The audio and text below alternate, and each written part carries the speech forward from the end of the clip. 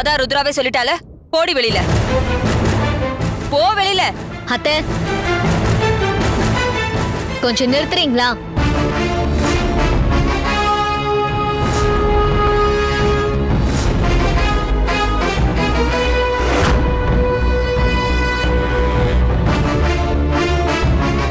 என்ன மம்மி, நேத்து நைட்டு நீங்க எனக்கு பண்ணி கொடுத்த சத்தியத்தை மறந்துட்டீங்களா? என்ன சத்தியம்?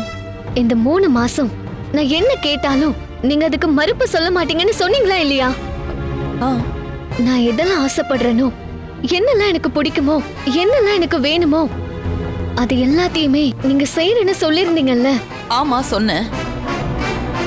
நான் ஒன்னும் அதை மறுக்கலையே. மம்மி, நான் உங்களுக்கும் சொல்றேன், இந்த வீட்ல இருக்கிற எல்லாருக்கும் சொல்றேன். சக்தியை நான் தான் நம்ம வீட்டுக்கு வர சொன்னேன்.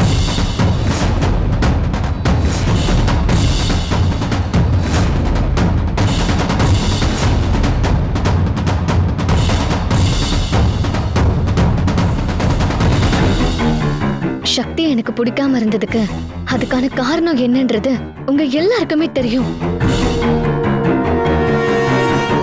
அதனால நான் இப்ப இருக்க போற இந்த கொஞ்ச நாள்ல என்னால நடந்த பல தப்புகளை நான் சரி பண்ணணும்னு நினைக்கிறேன். நான் இப்ப இருக்கிற கண்டிஷன்ல சக்தி மேல மட்டும் இல்ல, யார் மேலயும் கோவப்பட மாட்டேன். வாழ்க்கைனா என்னன்னு என்ன கொஞ்சம் லேட்டா புரியுது.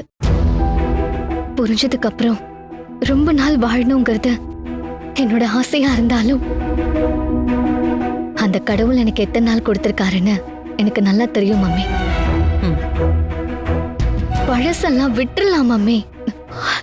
நான் இருக்கிற இந்த கொஞ்ச நாள் வரைக்குமாவது சக்தி நம்ம வீட்லயே இருக்கட்டுமே.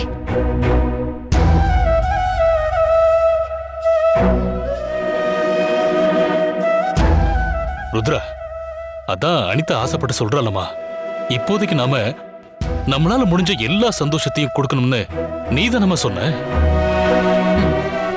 சக்தி அவ கூட இந்த வீட்ல இருக்கணும்னு அனிதா ஆசைப்படுறா. அவ ஆசைப்படியே இருக்கட்டுமே. இதுல உனக்கு என்ன பிரச்சனை? அண்ணே, உங்களுக்கு எப்படி சொல்லி புரிய வைக்கிறதுன்னே எனக்கு தெரியல.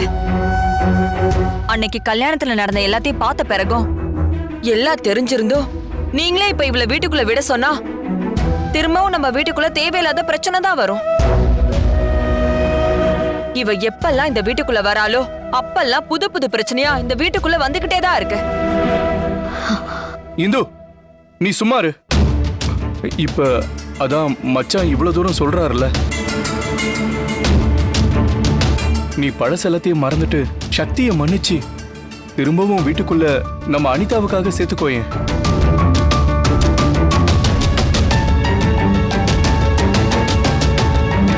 என்ன இது, இவங்க 2 பேரும் சொன்னது எல்லாத்தையும் கேட்டுட்டு ருத்ரா யோசிக்க ஆரம்பிச்சுட்டா. அப்ப இவ வீட்டுக்குள்ள வர்றதுக்கு ஓகே சொல்லிருவாளா? ஆனா ஏன் இந்த அனிதாக்கு இப்படி மனசு மாறுச்சுன்னு தெரியலையே. இவ என்ன பண்ணிட்டு இருக்கா? என்ன ருத்ரா யோசிச்சிட்டு இருக்க? இவெல்லாம் திரும்ப வீட்டுக்குள்ள வரவே கூடாது. திரும்பவும் நம்ம இவள வீட்டுக்குள்ள விட்டோம், இந்த வீடு அப்புறம் விளங்காமலே போயிடும்.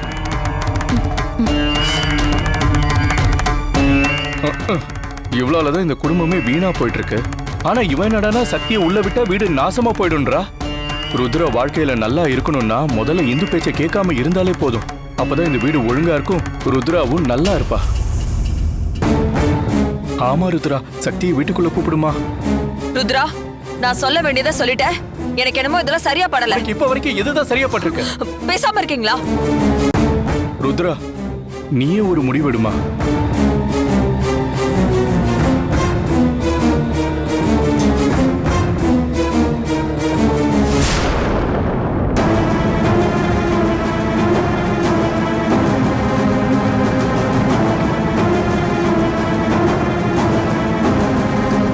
எனக்கு எப்பவுமே என் பொண்ணோட சந்தோஷம் தான் ரொம்ப முக்கியம்.